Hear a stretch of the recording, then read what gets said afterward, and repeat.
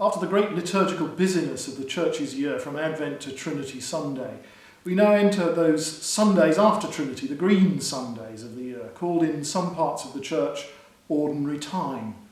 Ordinary time is, I think, a rather unfortunate description and probably doesn't pick up the nuances of the original Latin. For while these weeks between Trinity and Advent might not have all the great drama of the story of God's great intervention into human life in the person of Jesus Christ, they are a key part of the Church's proclamation and in our own growth as his disciples. The story of Jesus is not simply a history lesson, nor our faith the intellectual assent to facts about God and Jesus. By bursting into the life of his creation as part of that creation, God initiates a radically new way of living that he offers to all people, the life of discipleship.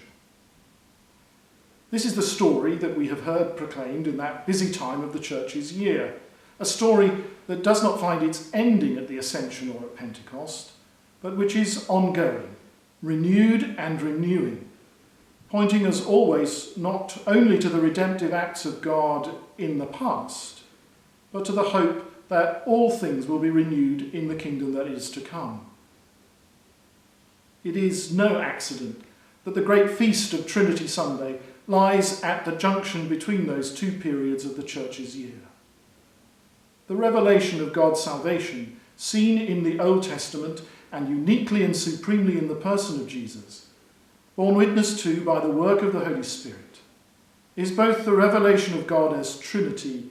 and the invitation for us to join in the koinonia, or communion that is the very life of the Trinity.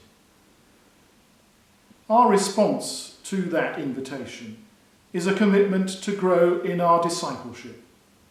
to deepen our communion with the Holy Trinity,